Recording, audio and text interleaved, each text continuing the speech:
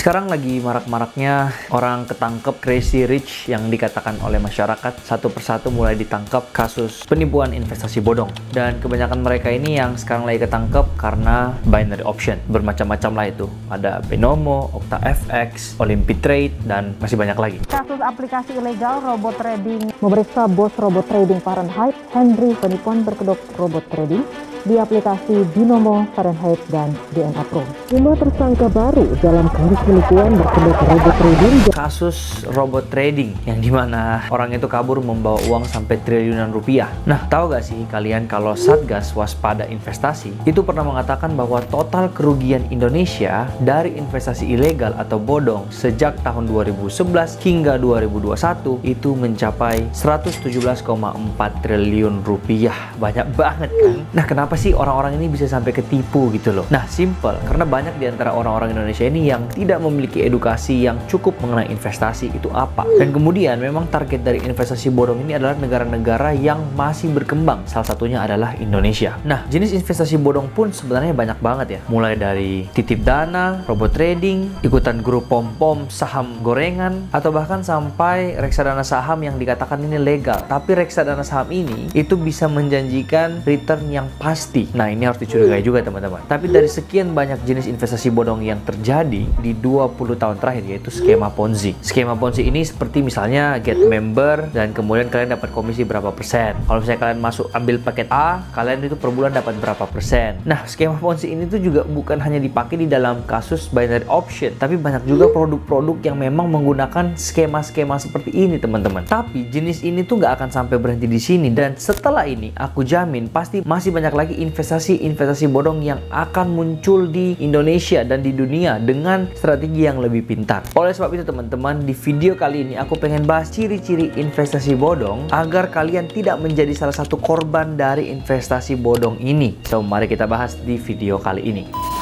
Yang pertama, ketika ada sebuah investasi yang menjanjikan sesuatu yang pasti, cepat, gede profitnya, itu sudah pasti investasi bodong teman-teman. Apalagi kalau yang menjanjikan 1% return setiap hari, berarti sebulan 30%, setahun 360% teman-teman. Itu udah nggak masuk akal banget. Satu-satunya investasi yang bisa memberikan jaminan pasti return itu hanya obligasi negara. Nah, buat teman-teman yang nggak tahu obligasi negara itu apa, itu adalah surat utang yang diterbitkan oleh entitas pemerintah atau perusahaan dengan jangka waktu tertentu. Nah, tapi returnnya pun itu hanya 7% per tahun teman-teman. Jadi memang kecil banget gitu loh. Lain daripada itu, kalau misalnya memang pasti dan gede dan cepat dan gampang, sisa tidur dapat duit, udahlah teman-teman. Di dunia ini tuh nggak ada yang segampang itu. Kalau memang ada cara seperti itu, semua orang ini udah kaya. Indonesia udah menjadi negara nomor 1 kali ya, terkaya di dunia kalau misalnya memang ada cara seperti itu. Ciri yang kedua adalah operasionalnya yang nggak jelas. Misalnya kantornya nggak jelas di mana, nggak jelas juga siapa yang mengoperasikan sistem ini, kemudian nggak terdaftar di OJK, Bapeti, dan ilegal di Indonesia. Nah, ini jenis-jenis investasi seperti ini yang kalian harus pertanyakan. Nah, tapi bukan berarti juga yang sudah benar-benar terregistrasi secara legal di Indonesia itu juga aman. Enggak teman-teman, karena kita nggak tahu, siapa tahu ada oknum-oknum di dalam nih. Kalau misalnya yang di forex yang menerima uang,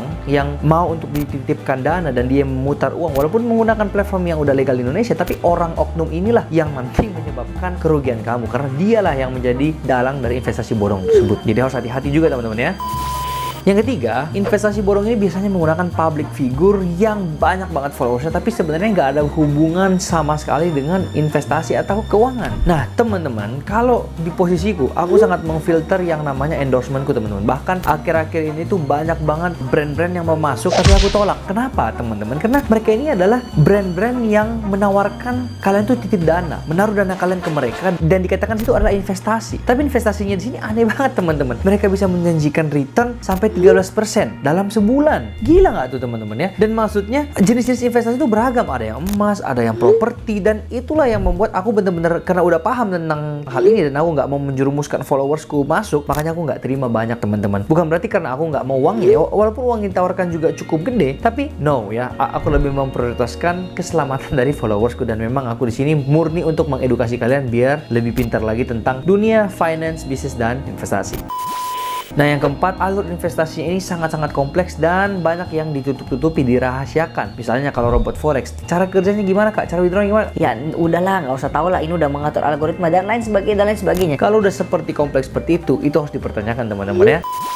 Yang kelima, susah pencairan dananya. Nah, untuk yang kelima ini aku barusan nonton dari Dr. Gema ya. Di videonya beliau mengatakan bahwa ada orang yang dia lihat untungnya itu bahkan sampai 20 miliar teman-teman, dari modal 50 juta. Tapi ketika pengen ditarik itu nggak bisa teman-teman. Nah, ini kalau udah ribet pencairan dananya lama dan lain sebagainya, hati-hati. Karena skema Ponzi itu kalau di awal-awal masih banyak member yang gabung teman-teman, pencairan dananya gampang banget. Tapi ketika udah macet, sistemnya udah mulai rusak, maka pencairan danamu itu udah makin lama makin susah, makin lama, dan sampai nggak dibayarkan, dan sampai owner-ownernya udah kabur melarikan diri bawa uang kalian semua. Dan yang keenam, ini merupakan mungkin yang paling penting, yaitu too good to be true. Jadi ketika kalian mendengarkan sebuah investasi yang kedengarannya tuh kok gampang banget ya, kok enak banget ya, kok returnnya gampang banget dapatnya dan mudah banget dan cepet banget. Nah, ketika ada hal-hal yang seperti itu yang gampang banget dapatnya atau bisa dibilang too good to be true, itu juga yang kalian harus perhatikan baik-baik, karena di dalam dunia ini nggak ada yang gratis teman-teman, nggak ada yang mudah, semuanya butuh usaha, semua butuh proses. Sukses itu butuh proses. Ketika ada yang seperti itu harus dipertanyakan, dan kemungkinan besar itu adalah investasi bodong. Nah, oleh sebab itu teman-teman, ketika kalian mau berinvestasi, kalian tuh harus perhatikan bener-bener tempatnya itu yang harus aman dan terpercaya teman-teman ya. Karena bukan hanya melulu soal gampang digunakan, teknologinya canggih, UI UX-nya simple, ya itu sih penting teman-teman. Tapi terlepas daripada itu, yang lebih penting adalah broker ini tuh harus aman atau terpercaya. Tempat kalian menginvestasikan tuh harus aman dan terpercaya teman-teman ya. Nih contohnya, kalau misalnya kalian pengen untuk investasi di forex, ada Okta Investama Berjangka, yang dimana mereka itu adalah broker forex yang bekerja di bawah naungan Bapeti dan telah meraih penghargaan sebagai the most excellent broker oleh ICDC. Jadi tentunya ini seperti inilah yang aman dan terpercaya. Nah, kembali lagi, kalau misalnya memang ada teman-teman yang beneran pengen investasi di forex atau foreign exchange, itu bisa langsung melalui Okta Investama Berjangka ini. Nah, kalau yang mau lebih tahu detailnya lagi, bisa langsung klik link yang ada di kolom deskripsi di bawah. Aku udah taruh di situ linknya, jadi kalian bisa langsung cek di situ. Alright teman-teman, semoga melalui video ini udah jelas semua ciri-cirinya investasi bodong itu seperti apa, dan aku sangat-sangat berharap untuk followersku atau subscribersku atau siapapun yang menonton video ini untuk tidak terjebak lagi atau tidak tertipu lagi ke dalam investasi-investasi semacam ini teman-teman ya. Kalau misalnya memang teman-teman mau investasi, itu memang wajib, tapi investasinya itu yang benar, kayak misalnya di saham, di obligasi, reksadana, yang benar teman-teman ya, bukan dengan yang diiming-imingi dengan return gede, pasti dan cepat. Alright, segitu aja videonya. Jadi buat teman-teman yang mungkin punya pengalaman menarik tentang investasi bodong, bisa banget langsung tulis di kolom komentar di bawah, nanti aku akan baca dan aku akan reply ke teman-teman semua. Dan kalau teman-teman yang merasa ini video ini sangat-sangat helpful atau membantu kalian, boleh banget untuk di-share ke teman-teman kalian juga. Dan kalian kalau mau support channel ini terus,